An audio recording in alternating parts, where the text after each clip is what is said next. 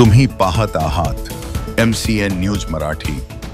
बुलढाणा जिल्ह्याच्या खामगाव शहरात काही दिवसांपूर्वी चिखली अमडापूर पोलीस स्टेशन हद्दीतील एका गावात एक अल्पवयीन मुलगी व एका विशिष्ट समाजाचा मुलगा या दोघांना रोहित पगारिया व त्याच्या साथीदारांनी मुलगी पळवून आणल्याच्या तथाकथित नावाखाली दोघांनाही मारहाण केली होती।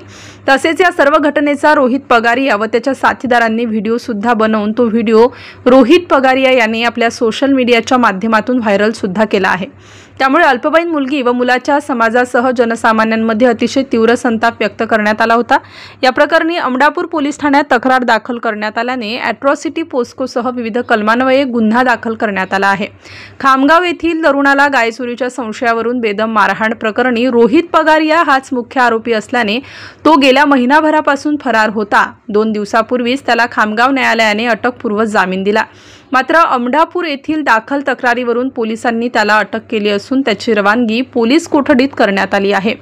MCN न्यूज मराठी करिता शेख अजीज मोहम्मद, खामगाव ग्रामीण।